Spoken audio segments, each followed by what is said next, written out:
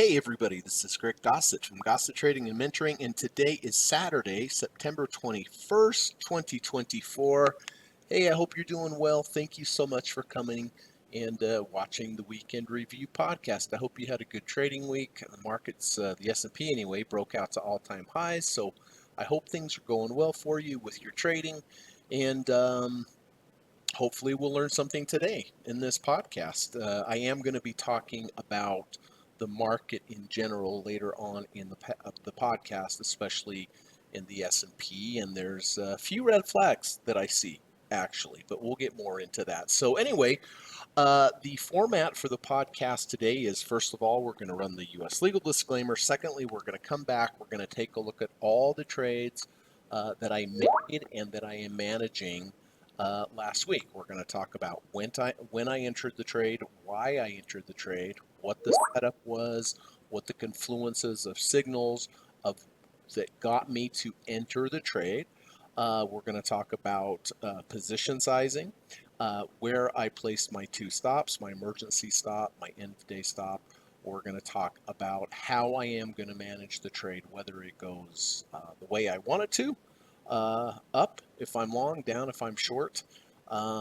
And then we're going to talk about what I'm going to do if it doesn't go my way. It's always important that you have a plan before you enter the trade so you know exactly what you are going to do, regardless of what the market does. If the market does this, then I'm going to do that. If the market does that, then I'm going to do this. But when I entered the trade, why I entered the trade, and how I am going to manage the trade going forward. And hopefully that will be helpful for you, give you an idea of how I view trading, how I view entries, how I view um, managing the trade regardless of what it does. After that, we are going to talk about trader psychology, always my most important topic in trading, the most important skill in trading. The ability is to create a plan, have your rules, and follow your rules regardless of what the market does. You don't know what it's going to do. You may have opinions on what the market is going to do or should do, but it doesn't always do what you want to do. So in my experience in 29 years of trading, you just have to create a plan and follow it, get your emotions out of it, and that comes down to trading psychology. You will make more money in trading if you have a good trading process, a good trading plan, and just follow it without getting in there and monkeying with it. You know you do it. I do it. I used to do it. And it's a rocky road. It's better just to have a good trading plan and follow it. And that comes down to what's going on between your ears, and that's your mind. It's always important for me to teach it, so I hopefully it's helpful for you to learn it.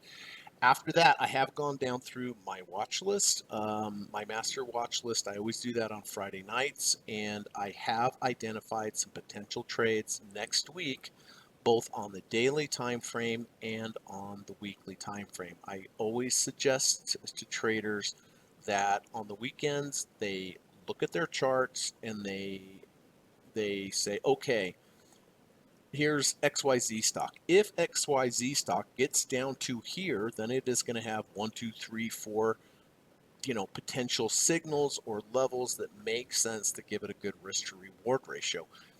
Maybe it will get there. If it does get there, then I'll consider taking the trade. If it doesn't get there, fine. I just won't mess with it, and I will just wait until I'll wait for a market to get to a location that I want it to get to that makes sense. Let the trade come to you. It's very easy to identify if you look at a chart and go, oh, if this got down there, it would have a 200-day moving average. It would have a 30 RSI. It would have previous support. Maybe it has a double bottom of bullish divergence there.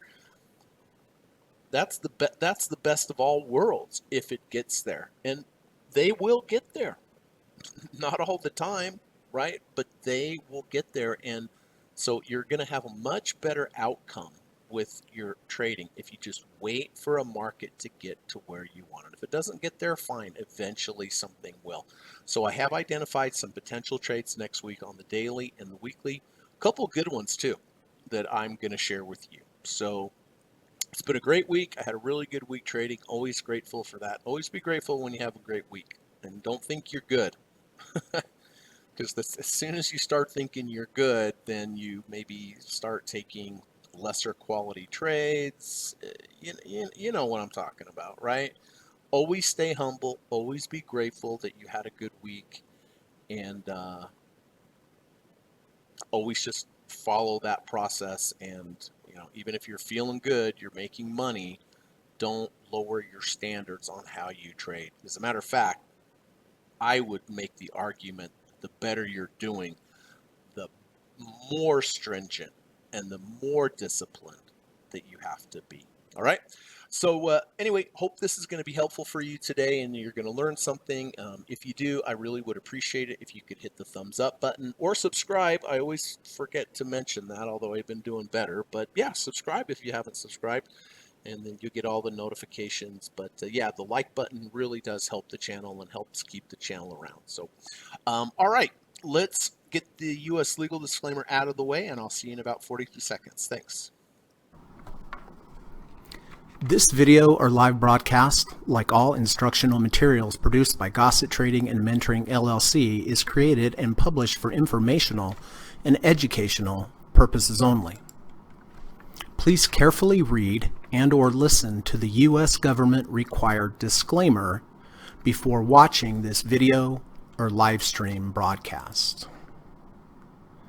The video link and disclaimer text are located in the description section of this video or live broadcast, here and here. Thank you so much. All right, let's get started on the current trades that I have. This first one, I'll go into a little bit more detail, just kind of explaining the process. And then after we get past this first trade, I won't go into as much detail. So let me make sure my microphone's on. Okay. All right, this is a really good trade I had on the Qs. I bought the Qs all the way back here on August 5th. This was a deep dip buy stock trading strategy. This is one of the 7 strategies that I use. And I got long here at 435.31. Pretty good.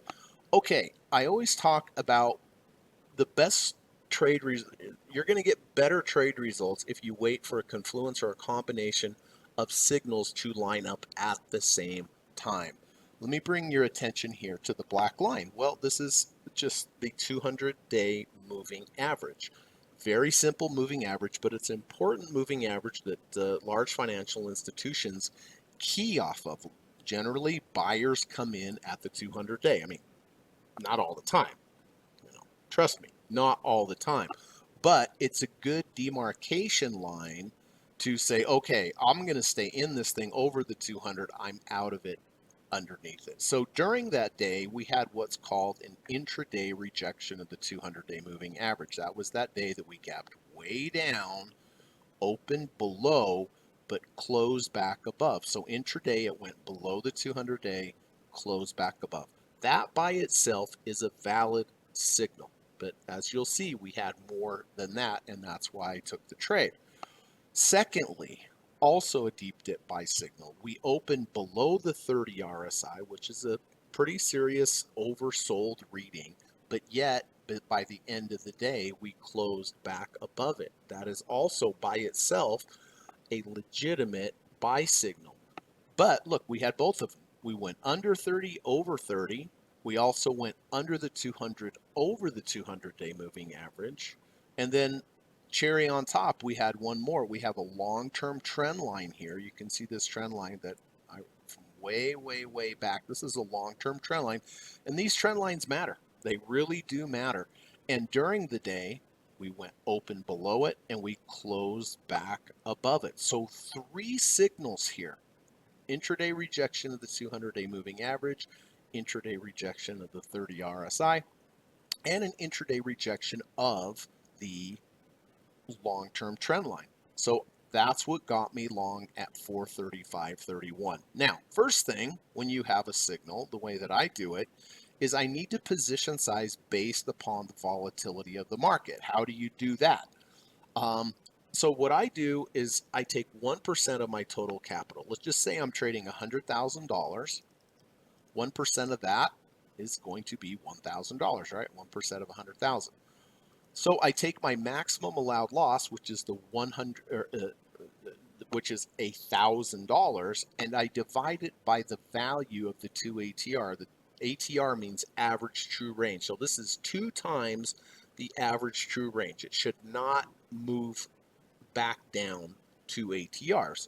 And so I take the $1,000, which is 1% of my total trading account, divide that by the value of the 2 ATRs, and that tells me to buy 57.8. So basically, about 58 shares. It's different because the volatility now is different. The reading now is different than when I bought.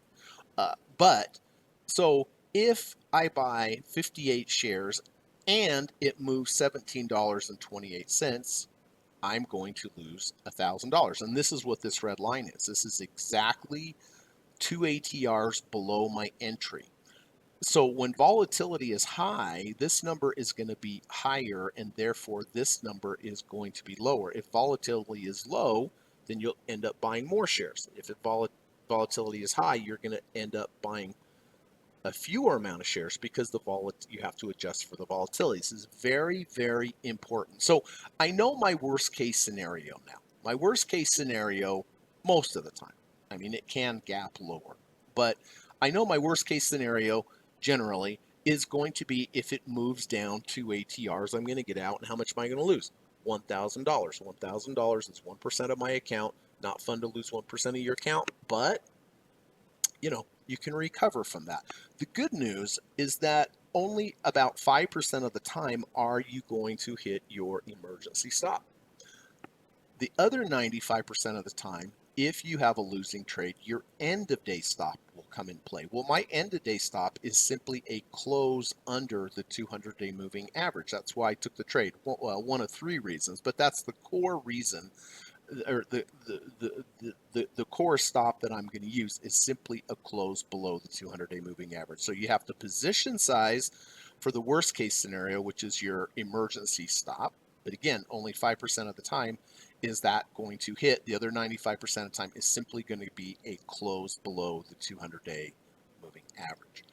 So emergency stop down here, end of day stop, end of bar stop below the 200-day moving average. You see this horizontal line here? This is my trailing stop level. If this is exactly 1.5 ATRs above my entry. So if the trade goes my way and gets to 1.5 ATRs, all that means is that now I'm in trailing stop mode, and in the future now, if I get to trailing stop mode, if I have a close below a previous bar's low, I'm going to sell half of the position. Okay? Now, the emergency stop, the end of day stop, getting into trailing stop mode and selling half in the future if it closes below the previous bar's low, which happened here, these are all defensive moves. Okay? But in trading, I like to play defense, which is what I'm showing you here, and I also like to play offense, which means that if the price moves a certain amount from the previous bar's close, I will take partial profits. And let me give you an example. So here we are, current price of 482.42. So what I do is I take the closing price of the last day, 482.42, and I add the value of the 0.45 ATR. Right now, the value is $3.89. So I add the closing price plus 389. This tells me that my first profit target for Monday is 486.31. That's my first profit target. And if it gets there, I will take off 10% of the remaining shares that I had from the previous day. Now I always place 3 of them. So the first one's 482.42 plus 389. That's 486.31. That's my first profit target. I take my first profit target, add the 0.45 to it again. That 490.2 is my second profit target, and if it hits the second profit target, I take another 10% of the shares that I had from the previous day, and then I do it one more time. 490.20 plus 389. my third profit target is going to be 494.09. Okay, so I always place 3 profit targets in this manner based upon the previous bar's close. So I scale into strength. That's the offensive part. All good sports teams, you have to play good offense and good defense. So again, the defense is the emergency stop, the end of bar stop, the trailing stop mode. The offense is selling into strength partially, not all, but partially when you have. So again, the trade. Intraday rejection of the 200-day moving average, intraday rejection of the 30 RSI, intraday rejection of the long-term trend line, position size correctly, emergency stop 2 ATRs below, end of bar stop, close below the 200-day moving average, and we're off. The next day moved up nicely, took some profits. I think I hit 1 profit target, took 10% off into that initial strength. Then we moved back down, we moved up, took some more profits. Here and here, not enough profits to take any profits. Here, uh, uh, took more profits. Oh, by the way, here on the 9th, we got to trailing stop mode. Doesn't mean I do anything. It just means now that if I get a close below previous bar's low, I am going to take half of the remaining shares off. And so we got there, but you can see it just kept going up, kept taking partial profits, kept taking partial profits. We ran into this long-term trend line here, and from underneath, the trend line was above us, and that was when we headed back down. Here was the first close below the previous bar's low. After reaching trailing stop level, I took half of the remaining shares off for a gain of 8.59%. Then we had this couple weeks of just straight down where there were no profits to be had. Here on the 6th, I thought, wow, man, we may keep going down and close below the 200-day moving average. And if we had, what would I have done? I simply would have got out. But good thing that I took some profits on the way up here and that I exited half here. So anyway, we recovered. We started going up, took a little profits, took some more profits here. Obviously on Thursday with the big move up, hit 2 profits there. So again, always take a little when the market gives it to you, to me. And so far, this particular trade doing really well. The remaining shares I have up 9.8% on this deep dip buy. And, you know, the thing to notice here is, look, my risk was a good risk to reward. If it had just closed 1 penny below the 200-day moving average, I simply would have gotten out of the trade. So, you know, yes, I'm risking 2%, but it's very unlikely, or 2 ATRs, but that's unlikely to happen. But always, I like to take the trades that have good risk to rewards. If it just closed below 200, boom, I'd be out. But look how much more I made on this trade. This is a good asymmetrical risk to reward. So Q's here up 9.8%, the remaining shares.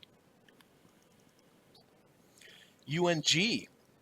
Okay, well, I've been in this trade for a minute, and this is a different strategy that I trade. This is called an abandoned baby. An abandoned baby, one of my favorite new techniques that I use. You can see here on this day, on the 5th of August, I highlighted it in green.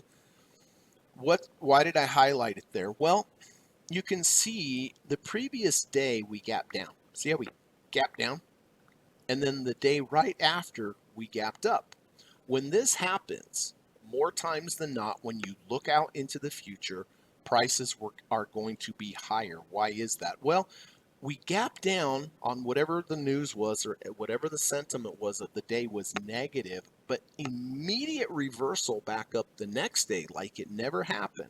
So when you go from very bearish sentiment to immediately bullish sentiment, more times than not, when you look in the future, you will have higher prices. In my experience, about 70% of the time.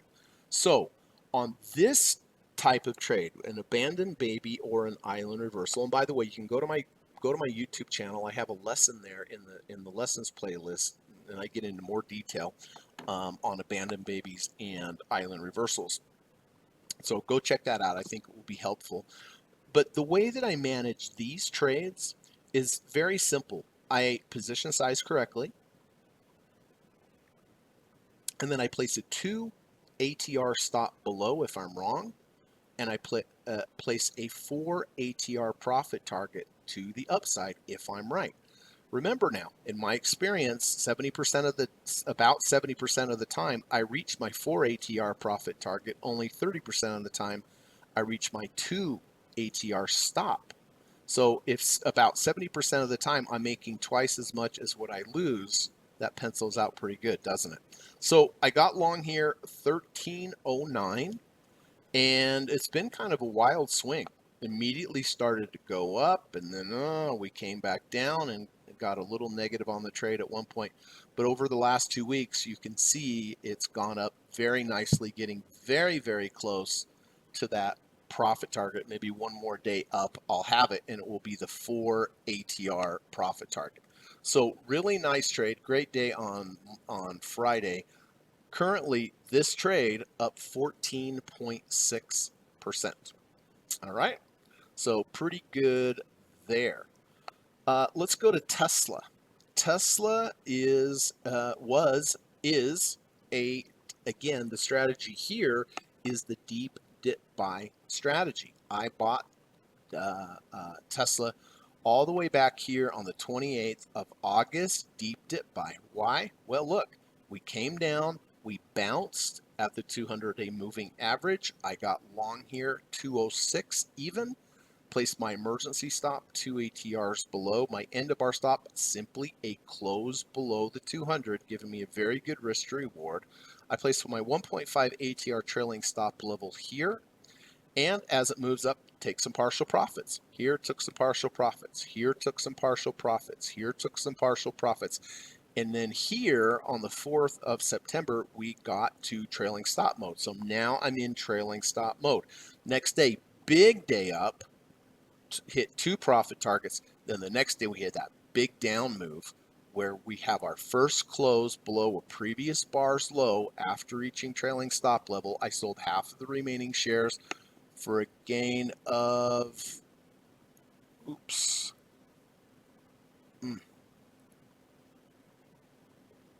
oh no,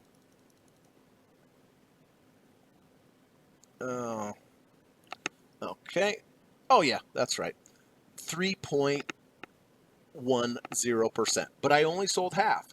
So I kept the remaining half, and I'm sure glad I did because we went up, took some more profits, Thursday had a big profit day up, obviously. So as it moves up, I'm continuing to take partial profits, continuing to reduce my position size. The market can't take those away. Down a little bit on Friday, but the remaining shares that I have on Tesla up. Okay. Why is this doing that? The remaining shares I have on Tesla. What is happening? Let's see if we can do this one more time. Okay, 13.45%. So really great trade. Now, you may ask, how are you going to manage this trade going forward? Well, right now we're at 59.41 RSI. If we get to a 65 RSI level, then this 5 EMA is going to come into play. And if it closes below the 5 EMA, I'll simply get out of the trade. If we head higher and we get into the 70 RSI region, then if it rejects the 70 RSI, I'll sell half of what I have. And then after doing that, if I have a close below a previous bar's low, I'll be completely 100% out of the trade. So, we always talk about, how to get out if our stops are hit.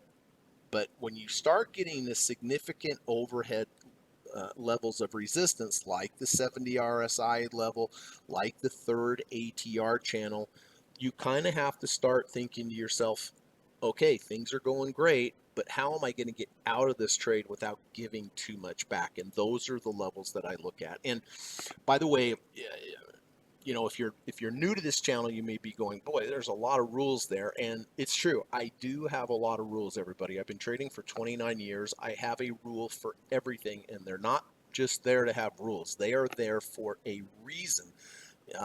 Every single thing I do, there is a reason that I do it and that I incorporate it into my strategies on how to manage trades. And It's not hard, but you just need to be taught. And I do teach a really great course. It's one-on-one in the evening time via Skype. I like to work one-on-one with students. I think it's the best way to learn, where I teach you step by step all 7 of the different trading approaches that I use. I love to teach. I love to see my students learn and start to understand it and have good results. I've turned out some really good traders, everybody, and I have taught people from absolute beginners all the way up to the hedge fund level and everywhere in between. And so if you would like to learn to trade like I do and have me share all the experience of my 29 years of trading with you, take the course.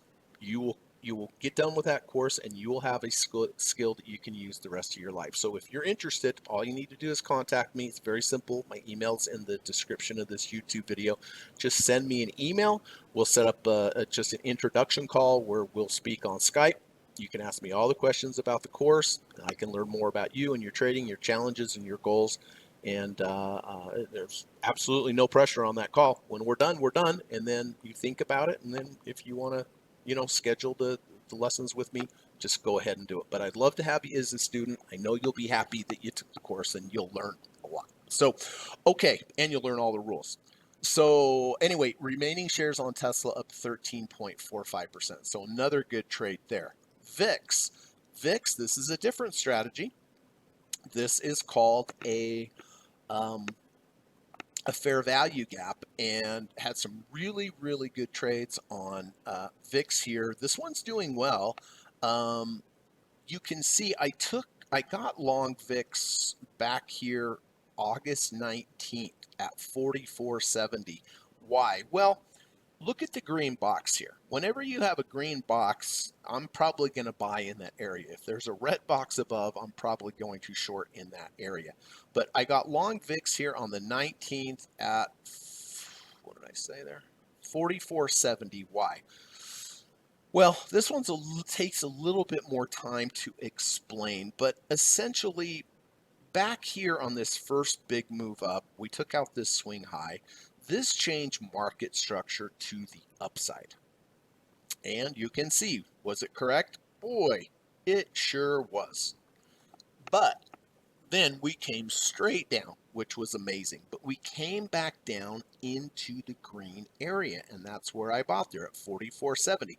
So I got long 44.70. I have my emergency stop 2 ATRs below. My end of bar stop is simply here at 42.60. So it's a good risk to reward. Trailing stop level all the way up here because of the volatility, but it started to move up, started to take some profits, had a huge move up here where I think I hit 3 profit targets, maybe 4 profit targets, which I'm really glad because I locked those in. Then we had a little bit of a pullback and another huge move up where I took more profits, much, much higher than where it was. And then here on the 10th of September was my first close below a previous bars low after reaching trailing stop level, locked in at half at full, locked in half of the position at 12.09%. So it was a really nice gain. And in addition, because of the scaling out that I've been telling you about, I got some at the very, very top. That's the thing about when you scale out the way I do. If there's a top, you were probably right there, at least with some. And then after that, so I'm glad I got rid of half. And then after that, it's come down, and the remaining shares still profitable, up 5.69. Pretty good. But sold half at a gain of 12.09%. And then the remaining shares here at 5.69%. In addition, because of the scaling, where I sold some up here at 58, it's 47.43. So anyway, glad to have this position. I do have a lot of long, so it's nice to have a little bit of a hedge with VIX because it is a valid signal. It was a valid signal when I took the buy, and so I'm glad I have it. It's worked out well. But this is a fair value gap, a bullish fair value gap. Again, another one of the strategies that I teach. Let's go to Google. All right, well, we really nailed Google, or I really nailed Google here at the bottom. This is Google. This is a deep dip buy. Okay, so we've talked about deep dip buys. You've talked about a band of babies. We've talked about bullish fair value gaps. This is a deep dip buy and I bought Google all the way down here at 148.58. Why? Well, deep dip buys involve the 200-day moving average, the 250-day moving average, and the 300-day moving average. And on the day that I bought Google, during the day, at one point, we went below the 300-day moving average. There were no more sellers down there, and it recovered and closed at the end of the day above the 300-day moving average. I bought it at 148.58. Placed my emergency stop how far below? 2 ATRs. My end of bar stop, just a close below the 300-day moving average. Very simple. See what a good risk to reward ratio I have there? If the next day it had just closed below, would have gotten out here. On this day, it went below during the day, but I wait till the end of the day and it closed and recovered and held above. Placed my emergency or my 1.5 trailing ATR trailing stop level here. On the 12th of September, got to trailing stop level. Now I'm in trailing stop mode. Also took some profits on that day. I'm in trailing stop mode. Doesn't mean I do anything, but if I get a close below previous bar's low, I'm going to get out of half. But that hasn't happened yet. Next day moved up, took some more profit targets. Inside day, took some more profit targets here. Obviously took some profit targets here on Thursday when we had the big move up. So in trailing stop mode, but have not had a close below previous bar's low. Here is a trend line that as we were getting to it, I thought, I wonder if it's going to be able to make it above. On Thursday, it opened above but closed below, so that trend line held. But on Friday, it did close and hold above that trend line, so that is good. So I'm in trailing stop mode. If I get a close below previous bar's low, get out of half. This particular trade really doing very well, up about 9.18% in a couple weeks. So deep dip buys really nailed the bottoms. Pfizer, okay, Pfizer is, what did I do? Did I do something weird?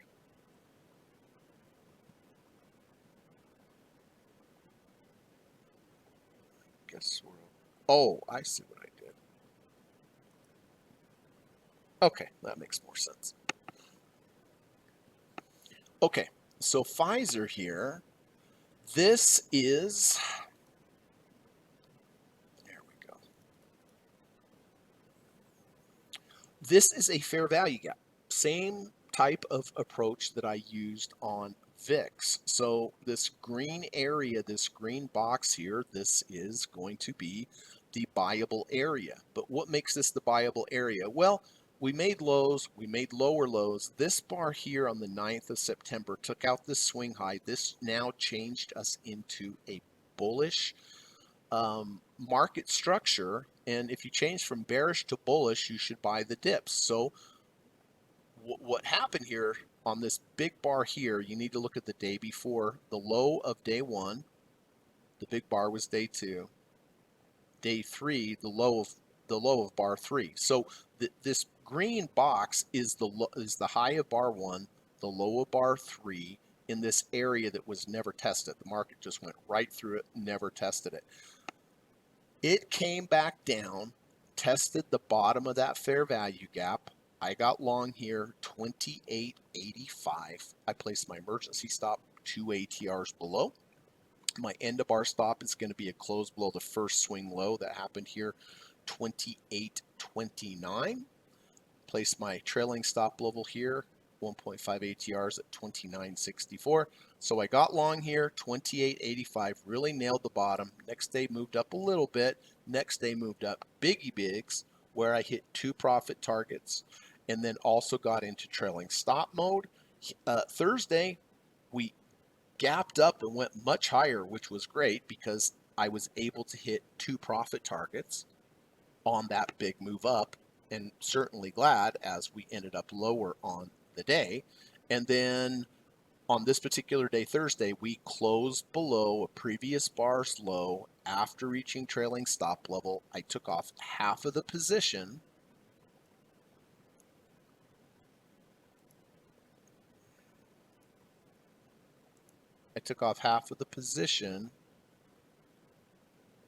For a gain of about 2.73%.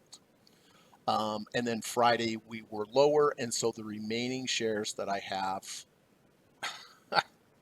I do not know what's going on with it's either my mouse or something. I, this is crazy. Apologize, everybody. I have some kind of ghost in the machines here, or in the machine. Okay, there we go. All right, I'm scared now. So the remaining shares on Pfizer up 1.9%. Half out at 2.73, remaining shares up 1.9. Oof. All right, Intel. All right. It's a good example here, everybody. This is a different trading strategy. This is called an order block, a bullish order block.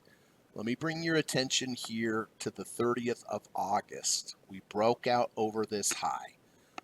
Breaking out over this high put us into a bullish market structure. The green area here is the buyable area. This is called the bullish order block. This is the lowest close back here on the 7th, the lowest close before we had a market structure change. So anywhere between 2025 and 1895 is your buyable area.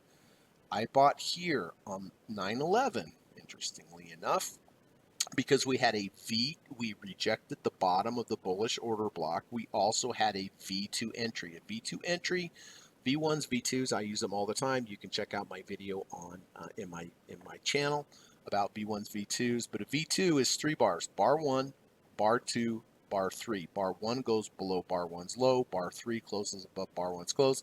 I got in here at 1907. I placed my emergency stop 2 ATRs below. My end of bar stops closed below the low of the order block at 1895. Okay, placed my 1.5 ATR trailing stop level here. And of course, as it moves up, I took partial profit. So entered at 1907. Didn't do much the next day. Next day up a little, but not much. And then here on the 16th, we had a huge move up where I hit multiple profit targets and also got to trailing stop level. Next day, we exploded again, sold into that strength part of the position. Then on the 18th, we had our first close below a previous bar's low after reaching trailing stop level. I took off half of the position at, looks like, what does that say?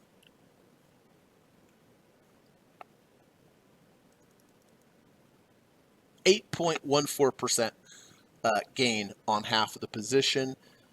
Thursday went up a little bit, hit a profit target. Yesterday was down and then rallied up huge where I hit 3 profit targets again, which is important. I'm scaling out into strength. So the remaining shares that we have here up 12.76%. So it's been a really, really, really good week. So those are the open positions that I have. Caterpillar was my one loser this week, and just too strong. I shorted Caterpillar here on the 17th of September in a bearish order block. The highest bar close before we changed market structure to the downside. We also had a bearish uh, um, trend line that was above us. I thought between the trend line and the bearish order block, it would be a good short. I got short here, 352.05. My end of bar stop was simply a close over the order block, which I wish the next day on the 18th would have closed above it, but it went above it and closed back down below it, kept me in the trade, and then boom, on Thursday, I actually hit my emergency stop. Only happens 5% of the time, but it happened on Thursday. I was really surprised, but I had to adhere to my rules. As soon as it hit my 2 ATR emergency stop, I had to get out. And how much did I lose? 1% of my account for a loss of 3.86%. So it wasn't 3.86% of my of my actual account, it was just 1%, right? Because of position sizing. So that was the only loss of the week, but yeah, way too strong. So really great week though. Just recap, Q's remaining shares up 9.8%, UNG up 14.6%, Tesla up 13.45%, VIX still up 5.69% on the remaining shares, Google up 9.18%, Pfizer remaining shares up 1.9%, Intel remaining shares up 12.76%, and then the one loss on Caterpillar down 3.86%. So those are the dailies. Let's switch to the weekly charts. I like to trade weeklies as well as dailies. And here we go on Apple. Whoa, this has been a wild ride on Apple. I got short Apple back here at 228.80 on the weeklies. Why? Well, here you see the red box. Red box will indicate that I'm probably looking to short. This was the order block, the highest close before market structure change. I got short here at 228.80. I placed my emergency stop, obviously, 2 ATRs above. My end of bar stop is simply going to be a close above the order block, or not, yes, the order block here at 232.90. The next week after I got short, went down nicely, was able to take some profits off because it moved 0.45 ATRs to the downside. So I took those off, locked those in, reduced my position size. Next week didn't do much. Next week we opened down again, where I did again take part of the short off at profitable levels, and then Apple had this huge reversal up. So can you see the value and the importance of taking partial profits when you have them, especially if the market then reverses up against you? Make sense? My trailing stop levels down here, we didn't quite get there. Had we gotten there, I would have gotten out of half the position this week because it closed over previous bar's high, but it didn't get there. So this particular trade, almost even, actually.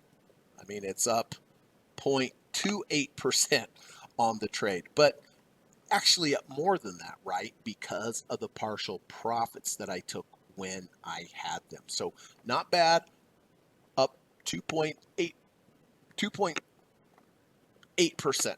Sometimes I can't tell the difference between a 6 and an 8 with the number screen. So anyway, still profitable, glad for that. And we had a big sell-off at the end of the day on Apple, huge sell-off. So that bodes well for the short going forward. And then last but not least, on the weekly bars, Disney. This is a deep dip buy again. I bought this all the way back here on the 9th of August at $85.97. Why? Intraday rejection of the intra-week rejection of the 30 RSI. During the week, we went under the 30 RSI, closed the week over the 30 RSI. I position size, took the trade, placed my emergency stop 2 ATRs below. My end of bar stop is simply a close below 82.93. Placed my 1.5 ATR trailing stop level above. Took partial profits as it moved up. So the next week after I bought it at 85.90, it moved up, took some partial profits. Then it didn't do much. Then we pulled back down. Then we went up this week, moved up 3.4%.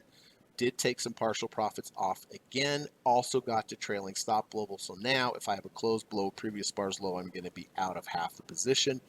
And this particular trade currently up 8.42%. So, whew, man, lot of positions there. Usually I don't have this many positions, but the market's been doing strong. There's been good setups. So anyway, really great week, really great month. I hope with this was helpful for you. So let's talk, before we start taking a look at next week's potential entries, let's talk a little bit about trader psychology, okay?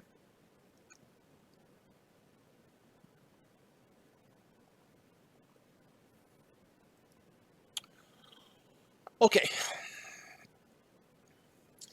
like I said, before we look at next week's potential trades, let's talk about the mindset of a trader, the most important skill. learning these entries and exits and position sizing, not hard to do. What's hard to do is once you create that plan, following the plan. It is harder than most people think. And what I've noticed is new traders, they do it. They start because they've learned, okay, this is how I do it, and they do it well. But as they get more experience, they feel a little more cocky, like, oh yeah, I know what's going on now, and they start slipping. And then they start slipping, and then they start slipping, and they start breaking more rules, and they start breaking more rules, and it can turn into a bad thing. All right. So, excuse me, this is from Marty Schwartz. He wrote the Market Wizards book, and let's see what he has to say here. You will never be more objective than before you execute a trade. Once you are in a trade, emotions take over, so your plan must be in place beforehand. Or in other words, you're going to think the most clearly about a trade before you're in. Once you're in, you're going to see things a little bit differently. I think I can hold on to that. I think it's coming back. Because they got this going on and that going on, I think it's coming back. Don't do it. Get your plan in place and follow that plan. I spoke with a very good friend of mine, one of my best friends yesterday. And we were talking about the trade. And I asked, where is your stop going to be? I don't know. I'm like, you don't know? How can you position size correctly? How can you do anything if you don't know exactly what's going to happen before the trade, before you enter the trade? You need to have your entire plan laid out before you enter, because as soon as you enter, things change. Your mind changes. Your emotions, like Marty Schwartz here says, can take over. You need to have the full if-then statements in place before you take the trade. Because once you get in that trade, it's different. Now you can move and massage things around. And, well, I think, no. You know who I'm talking about. You know who you are. Have that plan 100% worked out in your mind while you're the most objective. And then when you get in that trade, follow that plan. That's the important part. So you will never be more objective, or I would say more clear thinking, than before you execute a trade. Once you are in a trade, emotions take over. And what are the emotions going to do? They're going to mess with you, how you manage the trade. So your plan must be in place beforehand. It's good advice, everybody. Take my advice on this one. Figure out exactly what you're going to do before you enter the trade, and then when you enter the trade, do what you said you were going to do. In the long run, you're going to be a better trader. You're going to make more money. Whether you have a winning trade or a losing trade does not make you a bad trader. What makes you a bad trader is not following your rules. Remember that. All right. I'll get off my soapbox. All right. Let's get into next week's trade, shall we? Now, these are the daily trades here. I have 5 of these trades. Now, I mention this every podcast, but theoretically, all 5 of these trades could happen on the same day next week. Does that mean I'm going to take all 5 of these, all 5 positions? No.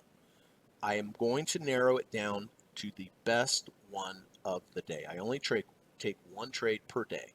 Even if I have 5 candidates, even if all 5 of them are really good, I'm still going to narrow them down to the best one. How do I do that?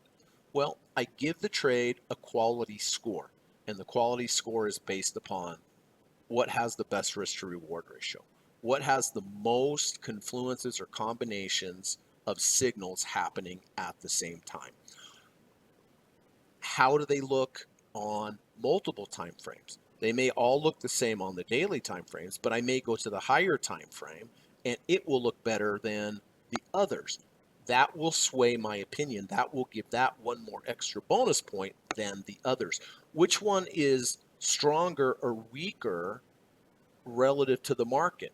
That also factors in. So I give it I basically give it a report card, and the one that has the highest quality score, the one that has the most points, that's the one I'm going to take. And so that's very important.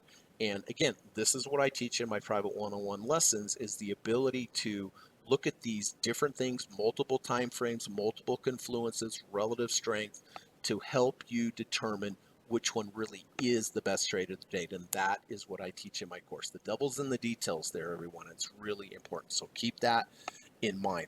Okay, let's go with Budweiser.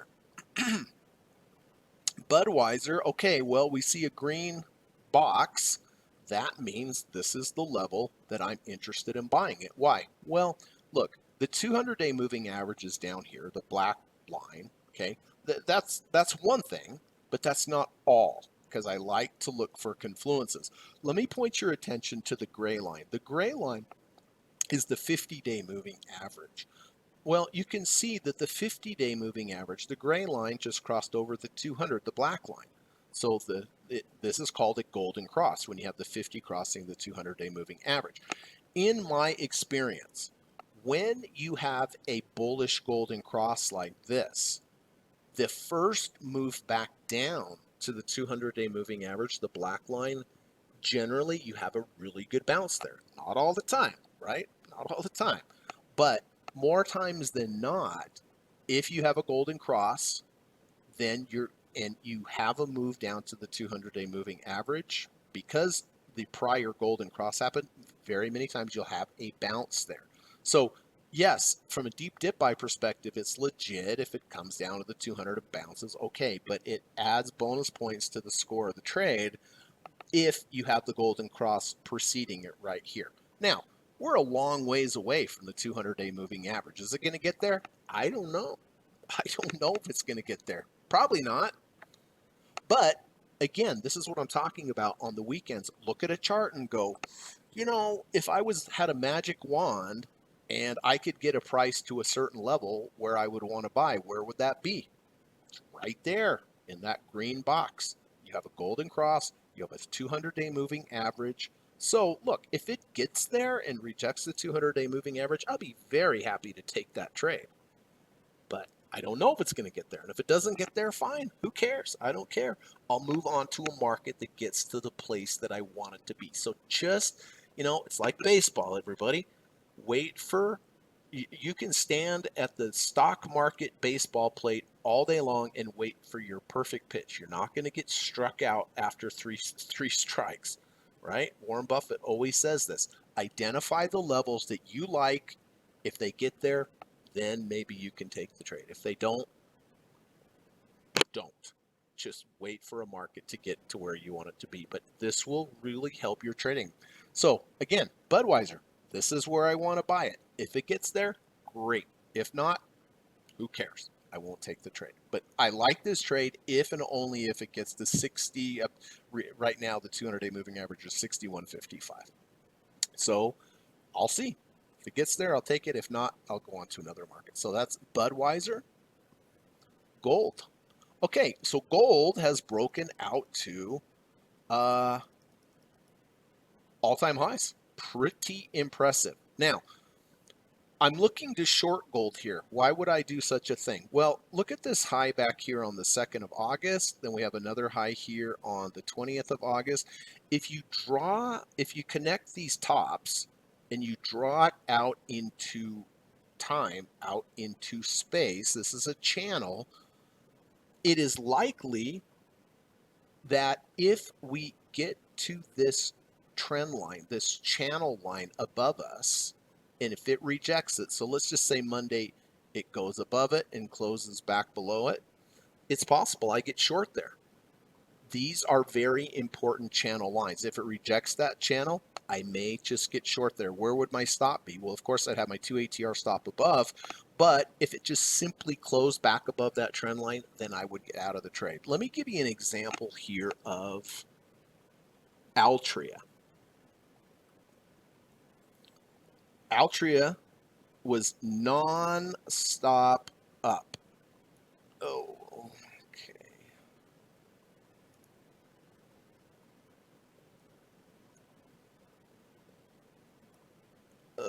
Sorry. I don't know what is happening with my mouse here, but it's kind of taken over. Same thing. See how I connect the highs here and draw that channel out into time? Look at that. It rejected it, closed back above it, closed back below it, and then all it's done is go straight down. See that? So those channels, when they reject it, it may mess with it a couple times, but as soon as it hit that resistance of that channel, then it sold off. Is that going to happen with gold? I have no idea. But it's very similar to Altria, and it doesn't matter because if it rejects the trend line here, then I may be wrong, but if I'm wrong, I'll probably be wrong small because I know exactly where I'll get back out if it closes back above the trend line. So that's what I'm looking for, a potential short on gold if this trend line next week is rejected. I would get short with a very good risk to reward ratio with just a close back above. Goldman Sachs. Okay, you see a red box here. That is a shortable area for me. Why? Well, the red box is the high and low of the order block, the highest close on August 30th before market structure change. If we rally into this order block and reject, I could potentially get short here. You can see it's exactly what it did on Thursday. Look, it got right to that order block, rejected it, closed back below. I didn't take the short trade. So far, it would have worked out well. Honestly, I just didn't notice it until yesterday. So going forward next week, if we have some kind of reversal inside of the bearish order block, I may get short. The ultimate place would be, give me 1 second. Sorry. The ultimate place would be the top of this order block right here at 511.19 because it would dovetail with that trend line that is above. So two levels of resistance there, the high of the order block and the trend line. But I may not wait for that. If we go back in and reject the bottom of that order block, I may get short there. It's hard to say because I don't know what's going to happen. I know I'll do it if I'll know it when I see it, but I don't see it yet, although Thursday would have been a legitimate short already because it rejected the bottom of that order block. Isn't that interesting? Almost to the penny and rejected it. But if we go back higher and ultimately and ideally, if we reject the high of 511.19, that would also dovetail with the trend line above. So I'll just have to see what happens. I may have missed it. It may just go down and I missed the trade, and that's okay. But again, somewhere in this red box, and ideally with a rejection of that trend line, that would really be a decent place to short. Rio Tinto. Okay, so we talked about abandoned babies, had that nice abandoned bullish baby on UNG. This is a bearish abandoned baby on Rio. Why is it bearish? Well, look at Wednesday. Huge gap up, obviously. Friday, what happened? Gap down. See how it leaves this Thursday's bar by itself abandoned? That's why they call it abandoned baby. Very bullish to very bearish very quickly. If you look out into time, more than likely Rio is going to be lower. But in the meantime, I didn't take the trade. Why? Well, because it is so far down. What I'm looking for is a move back up to the bottom of Thursday's low, which is 64.64. That's why I drew this line here, 64.64.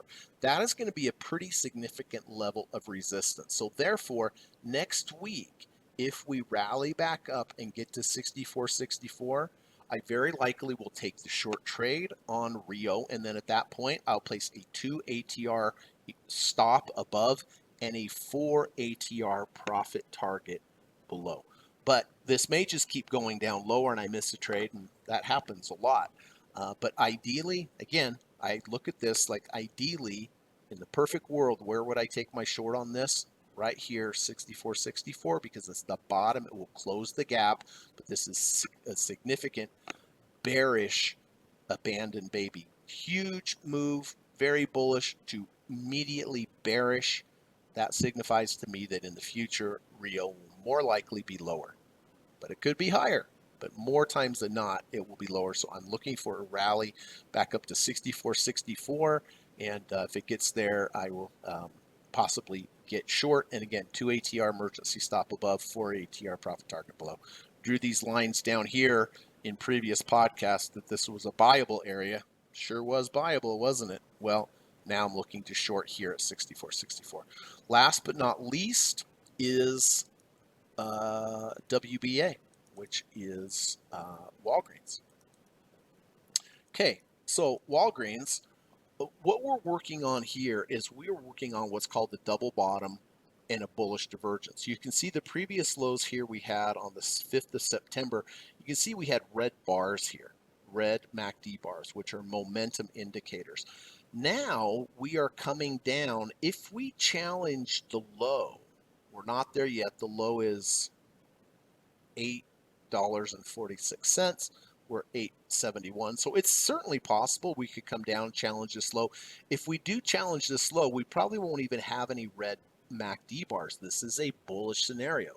Big picture, this is bullish because it means from a momentum standpoint, you are running out of sellers. And if you run out of sellers, the implication is you will go up. So that is what I'm looking for here. It to come down and deep dip buy. We're at 33.62. I'm looking for an under 30, over 30. And in order to go under 30, we're going to have to come down and test this low. So you have the makings of a really good setup. Under 30, over 30 at the same time when you have a double bottom and bullish MACD divergence. Alternatively, I was talking about drawing the trend lines out. If you draw this trend line out, this channel out in time, if Walgreens got down into this level, just like with gold, just like with Altria that I just showed you, but opposite bullish, this area here about 750 would be another buyable area. But for our purposes here, under 30, over 30, I'd have an under 30 over 30, which is a deep dip buy, and also a double bottom and a bullish MACD divergence. So those are the dailies. Let's head over to the weeklies.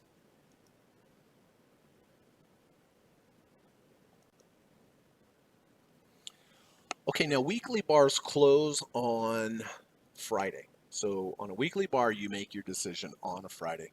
Well, you see a red box up here on the weeklies on AMD. This is indicating that I am interested in shorting AMD if it gets into this area. What is this area? This is a bearish order block. Here's your highest up bar close before market structure change. If we move back up into this red box somewhere between 173.22 and 187.28, this would be a shortable area. In addition to that, we have a trend line above us as resistance. So again, I don't know if it's going to get there. If it gets there, great. I'll consider taking the short. I'll place my emergency stop 2 ATRs above, and my end of bar stop would be simply be a close above that order block, the high of the order block at 187.28. But I don't know. If it gets there, yeah, I'll consider taking the trade. If it doesn't get there and just goes down or goes sideways, I won't bother with the trade. But that is a legitimate shortable area in there. But again, I don't know if this is going to be the best trade of the week. Here I have 6 symbols. Again, if they all trigger next week on Friday, I will only take one, the best one. The one that has the best risk to reward ratio, the most confluences of signals, the ones that look best on multiple time frames, and the one that has the strongest or the weakest relative strength, depending whether I'm going long or short. Boeing. Okay, I like Boeing. Look at this chart. What is to like about this chart? To me, a lot of things. For one, everybody hates it. That makes me like it. I don't think Boeing's going out of business anytime soon, but a lot of stuff going on here. Let's start with double bottoms, bullish divergences. Look at the low here back on April 26th. Look at the red deep MACD bars, how deep they are. Well, are we lower now than we were there? We certainly are, but look at the MACD bars. These MACD bars are not as deep now as they were all the way back in April. This again, even though we're lower from a MACD perspective, it is showing that we were running out of downward momentum, or in other words, we're running out of sellers. If you run out of sellers, the implication is that you will go back up, but I still need a valid signal. Right now, the valid signal that I'm most looking for is a deep dip buy under 30 over 30. We're at 35.23. So next week, if we go under 30 and over 30, I'll have a legitimate signal. In addition, the confluence is we have a double bottom and a bullish MACD divergence. The other signal, which you don't see a lot if you've been watching this channel for a while, you've heard me talk about it, is a wolf wave. Wolf waves are very powerful. They don't work all the time, obviously, right? But a wolf wave is a 5-point structure. And the structure here, you see me highlighted in green here, is if we get to this level, we will have a wolf wave. A wolf wave consists of 5 points. Point 1, point 2 has to be higher than point 1. Point 3 has to be lower than point 1. Point 4 has to be higher than point 1. And then the Bible area is point 5. So point 1, point 2, point 3, point 4, point 5 is down here. And if you do hit point 5 and get an entry, very likely the price will carry you back up to this trend line out in space, about 203. So there's a lot of things happening here. You have the potential for a bullish wolf wave. You have a double bottom with a bullish MACD divergence. You are in the low 30 RSIs. So if we go under 30 over 30, then very likely I will take that trade. In addition to that, we have other divergences. Look here at this low back in April, we were at the 4th ATR channel. Now we're lower, we're only at the 2nd ATR channel. That is also a divergence. Look at the RSI. Back here in April, we were down here almost to the 30 RSI. Now we are lower, the RSI is higher. So we have 3 bullish divergences, bullish MACD divergence, bullish ATR divergence, bullish bullish RSI divergence. We have a potential wolf wave forming. I like this trade, everybody, and we'll see if it gets there. But I need either one of two things to happen: rejection, a rejection of this trend line here at the 5th point of the wolf wave, or at under 30 over 30 would also get me long. FedEx. All right. Well, FedEx looks like a hot mess because of earnings. Look, I had the red bars up here about the shortable area. I didn't take that trade, but that's exactly where it got. Look, the 200-day moving average down here at 234.29, I don't know if it's going to get there. If it gets there and rejects the 200, I would consider taking the trade for sure. Because if you look, I drew the green line here at the 200. If you look back, this was about the low here. This is kind of the low area here. I don't know. I don't know if it gets there, but if it does get there, it would give me a good risk to reward ratio. I doubt it will get there, but if it does and rejects it, intra-week rejection of the 200 or a bounce, I would consider it. Maybe take a stab at it. If it closes back below, I'm just out, right? So potential there. Microsoft. Okay, you see a red box, shortable area. This is a back here on the 5th of July was your order block before market structure change. Now, if we rally back into this order block, maybe have a V1 or a V2 to the downside, I would consider getting short Microsoft. Even if we reject the bottom of the order block here at 444.86, I would potentially get short. But you can see we haven't reached it yet, so it's not a short yet. QLD, which is double leveraged NASDAQ. Okay, red box. That means for me, shortable area. Here was your highest up bar close before market structure changed. Now we're back up into it. We've already rejected the bottom of it. Look, we've rejected it twice. The bottom of the order block, we rejected it here. We rejected it again last week. Not going to take the trade because there's a lot of range to the stop. But this red line here at 102.50 is an interesting spot because see the big down bar we had here? Big down bar. This is halfway of the big down bar. From the Fibonacci standpoint, very often when you get to 50% of a big down bar move, that will be a resistance area. But it's a resistance area within a resistance area because this order block is a resistance area. So if next week, if we reject QLD 102.50, I may get short there, and then my stop again would just be the high of the order block at 107.11. Last but not least, which is Unity Software. Okay, well, you've heard me talk about fair value gaps. Look, here we have a low. We had a little bit of rally. We had another low. And then last 2 weeks ago, we had a huge move up, which changed market structure to the upside. If you change market to this market structure to the upside, then I want to be looking for pullbacks into a fair value gap. Well, we created a fair value gap this week. Here is bar 1, here is bar 2, here's bar 3. The low of bar 3, the high of bar 1 is the green buyable area.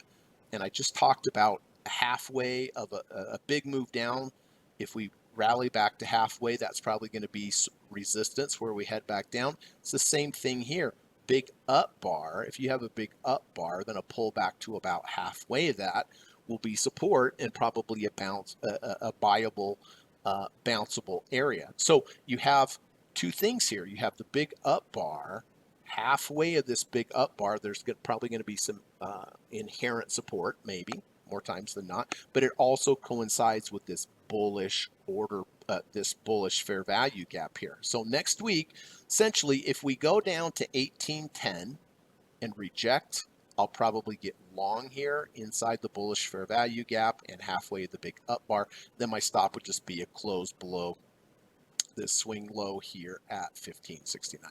Now, I wanted to point out, I told you that there were some potential red flags on the S&P that I want to go over here. But before I do that, remember, if this has been helpful for you today, I would appreciate if you could hit the thumbs up button. Keep in mind, I'd love to have you as a student.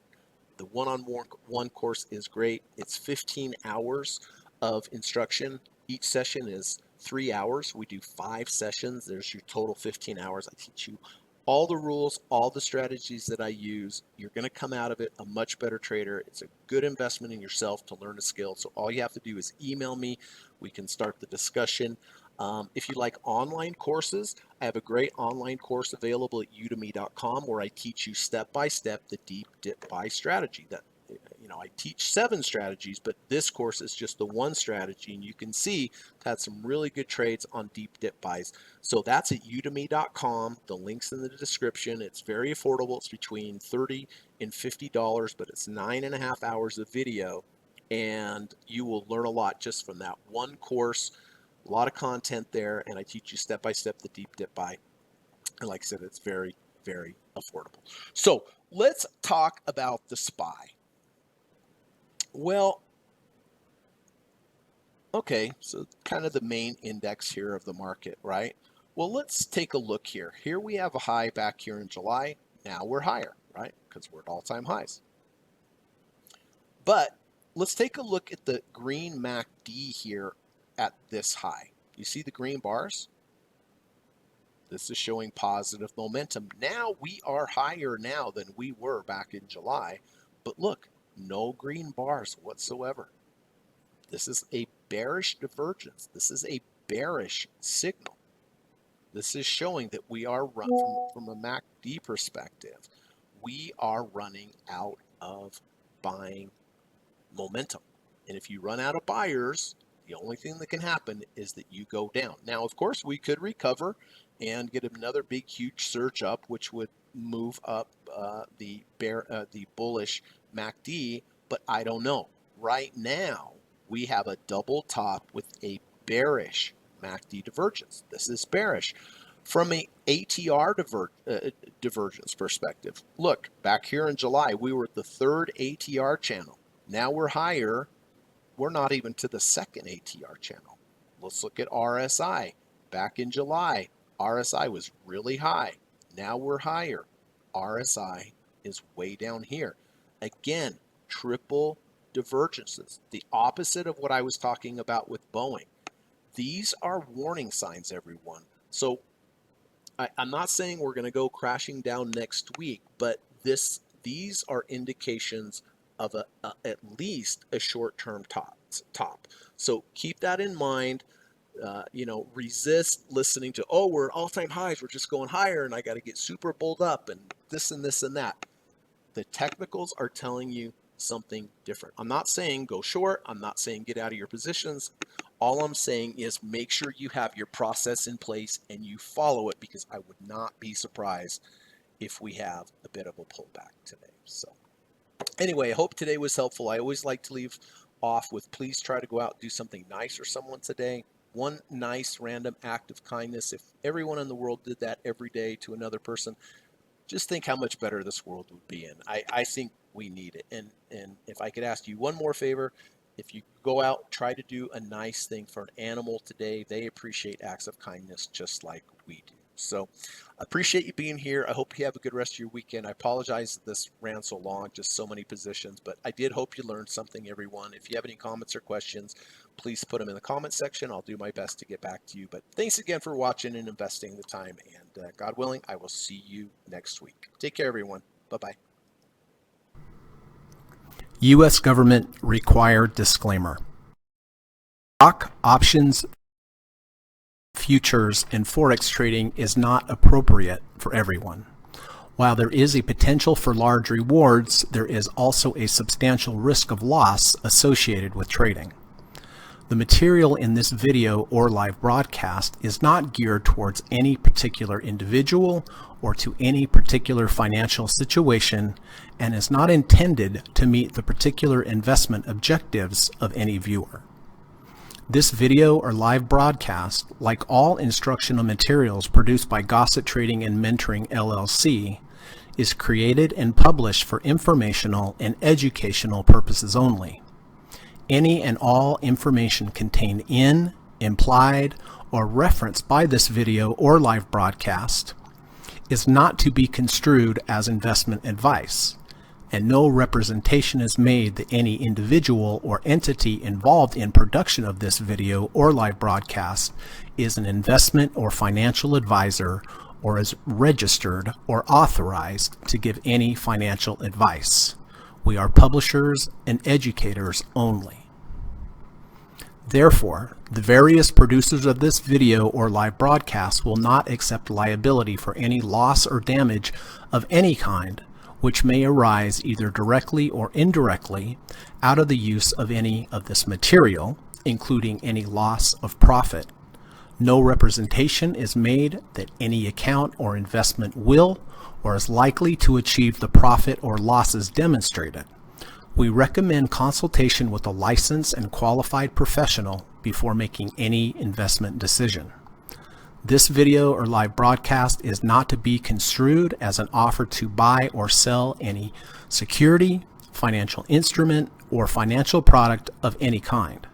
Notice is hereby given that any individual or entity involved in production of this video or live broadcast or their clients may have an interest in any security, financial instrument, or financial product mentioned or referenced.